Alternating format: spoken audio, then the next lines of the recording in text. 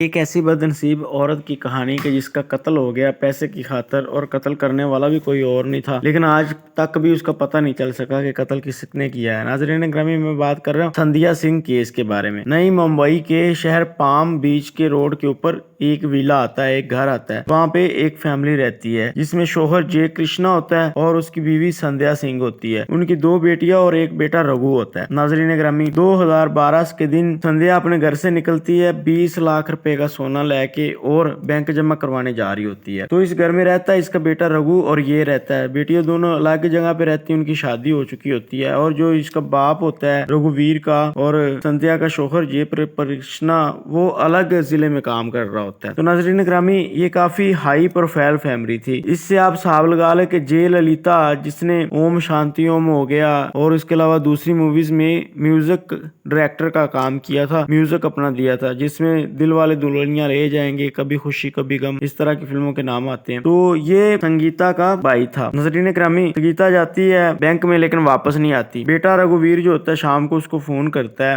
माँ अपनी को, लेकिन उसका नंबर बंद होता है। वो सारी रात इंतजार करता रहता है कि माँ आ जाएगी, लेकिन वो नहीं आती। वो सुबह अपनी बहनों को फोन करता है, अपने बाप को फोन करता है। वो जल्दी जल्दी नई मुंबई आ जाते हैं और थाने जाके FIR दर्ज करवाते हैं। उसका मामू भी आ जाता है। तो यूं नाज़रीन ग्रामी, ये केस चलना शुरू हो जाता है। पुलिस वाले इस चीज की इन्वेस्टिगेशन करते हैं। पुलिस वाले उनसे पूछते हैं कि आप लोगों की किसी से कोई दुश्मनी, किसी से कोई पैसों का लेन देन, कोई मामला? सामने आता है कि किसी से कोई दुश्मनी नहीं, कोई पैसों का लेन देन नहीं, कोई मामला नहीं। तो पुलिस वाले जो होते हैं उस मौके पे जाते हैं जिधर वो बैंक गई होती है। अब वो अपनी दोस्त बैंक लेके गई होती है जिसका नाम होता है उमाना। उमाना से पूछा जाता है, वो उसकी हमसाई भी होती है। वो कहती मैंने बैंक के दरवाजे के आगे उसे उतार दिया था और मैं चली गई थी, उसके बाद का नहीं पता। तो उधर चश्मदीद गवाह जो होते हैं उनसे पूछा जाता है कि एक दिन पहले यहाँ पे कोई महिला आई थी। तो 2 लोग मिलते हैं जो गवाह होते हैं, वो बताते हैं कि हाँ आई थी, लेकिन एक बंदा आया था, उसके साथ रिक्शे में बैठ के वो चली गई। नाज़रीन ग्रामी, अब वो बंदा कौन था? अब जो रघु होता है वो कहता है कि मुझे एक पुलिस वाले के ऊपर शक है जिसकी ड्यूटी इसी थाने में, इसका नाम है अनिल बारनी। तो नाज़रीन ग्रामी, पुलिस वाले उससे इन्वेस्टिगेशन करते हैं। तो जो चश्मदीद गवाह होते हैं वो भी उसको देख के कहते हैं कि हाँ यही बंदा था, इसी के साथ ही ये औरत गई थी, संध्या सिंह। तो नाज़रीन ग्रामी, अब पुलिस वाले उससे पूछ कर रहे होते हैं, लेकिन उससे कोई चीज नहीं हाथ निकलती, उसको छोड़ दिया जाता है। तो अब उसका शोहर जो होता है वो काफी पैसे वाला होता है, तगड़ा होता है। उसका भाई जो होता है उसकी भी काफी ज्यादा प्रॉपर्टी होती है और काफी बॉलीवुड में हाथ पड़ता है। वो अपने रिसोर्सेज लड़ा के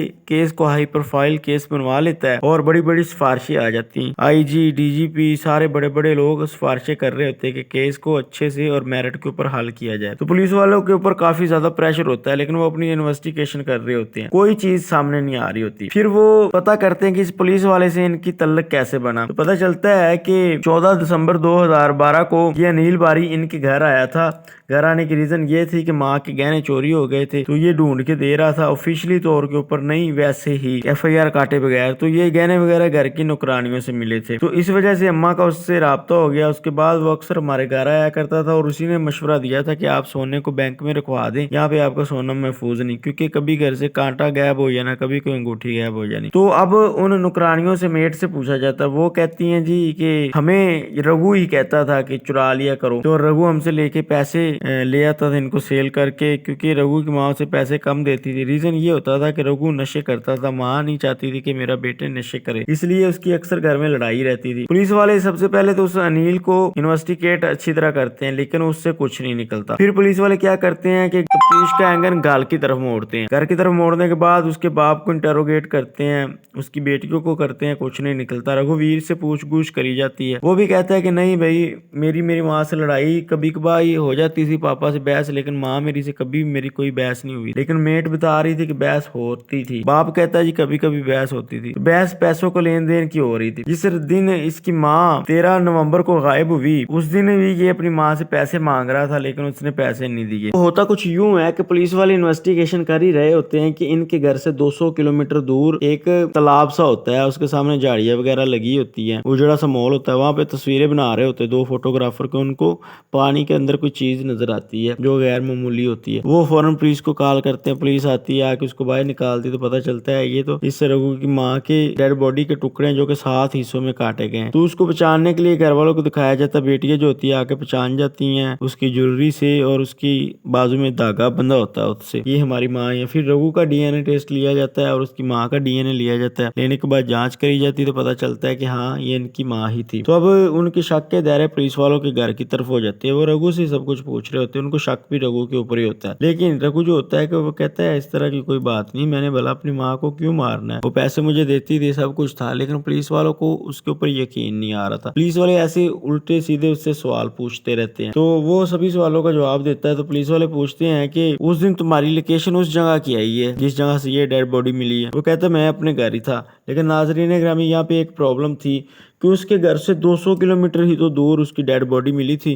तो अब ये कंफर्म नहीं हो रहा था कि रघु डेड बॉडी के पास था उस टाइम या अपने घर में था, क्योंकि इन दोनों लोकेशनों को टावर एक ही लग रहा था। तो ये बीच में बातें रह गई, कहानी ये बीच में रह गई, कंफर्म नहीं हुआ। तो दूसरी बात ये है कि जिस रात इसकी माँ गायब हुई थी, रघु ने अपने घर में अपने दोस्तों को पार्टी दी थी। रात अलग इसकी माँ दिन को गई है, वापस नहीं आई, रात गायब हुई, ये रात को अपने दोस्तों को पार्टी दे रहा है, इसको कोई टेंशन ही नहीं। यहाँ पे उसके एक दोस्त अजय शर्मा ने भी यही बात करी कि रघु ने हमारे साथ बैठ के खाना खाया, उसे कोई किसी तरह की टेंशन नजर नहीं आ रही थी, कोई फील नहीं हो रहा। बाकी लड़कियों और लड़कों ने भी यही बोला कि रघु ठीक था, हमारे साथ खाना खाया, खाना खाने के बाद अपनी गर्लफ्रेंड को लेके कमरे में चला गया, फिर ये बाहर ही नहीं निकला। फिर आस्ता आस्ता पार्टी खत्म होती गई तो हम लोग भी वहां से चले गए। रघु से इस बारे में पूछा जाता है तो वो कहता है कि बात कुछ यूं थी कि माँ इधर से बोल के गई थी मुझे कि मैं वापसी पे तुम्हारे मामू के घर चली जाऊंगी। तो मैंने यही सोचा कि मामू के घर चली गई होगी, क्योंकि पहले भी अक्सर इस तरह ही होता था कि माँ बोल के चली जाती थी कि मैं वापसी फलां घर या फलां रिश्तेदार के घर जाऊंगी। तो वापसी पे माँ घर नहीं आया करती थी, चली जाती थी और वहां पे जाके एक आधा दिन या एक आधी रात रह के आती थी। इसलिए मुझे पता था कि अम्मा उधर चलेगी होनी है,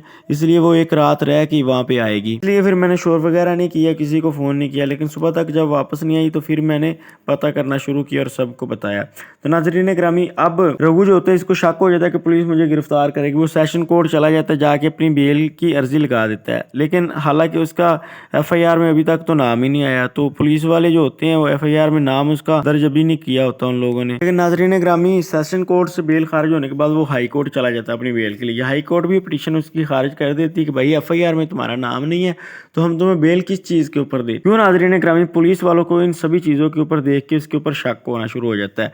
वो अपनी शक की बिना के ऊपर उसे गिरफ्तार कर लेते हैं। गिरफ्तार करने के बाद उसके खिलाफ चार्जशीट तैयार करी जाती है, उसको मनाते हैं।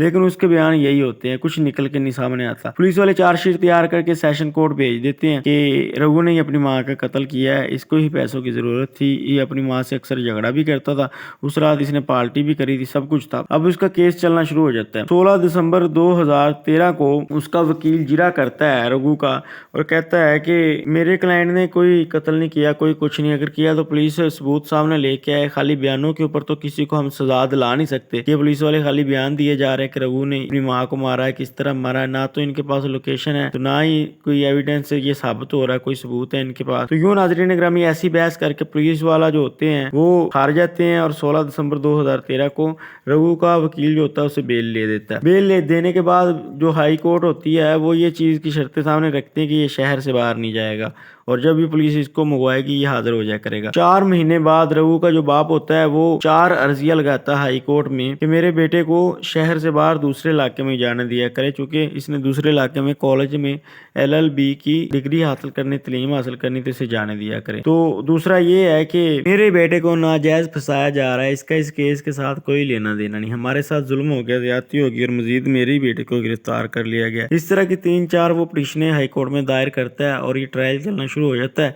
ट्रायल चलने के बाद उसका वो पाबंदी भी हट जाती है, शहर से बाहर कहीं भी जा सकता है और उनका केस का ट्रायल भी आगे चलता रहता है। और 2 साल बाद 2015 में आके ये केस खारिज हो जाता है और सबूत ना काफी होने की वजह से रघु को बरी कर दिया जाता है। यूं एक बदनसीब माँ की किस्मत थी, उसे अल्लाह बेहतर जानता है किसने मारा, लेकिन उसके कत्ल का आज तक पता नहीं चल सका कि उसका कातिल कौन था और उसका कातिल आज भी आजाद घूमी जा रहा है। तो वीडियो अच्छी लगे तो सब्सक्राइब और अल्लाह निगहबान।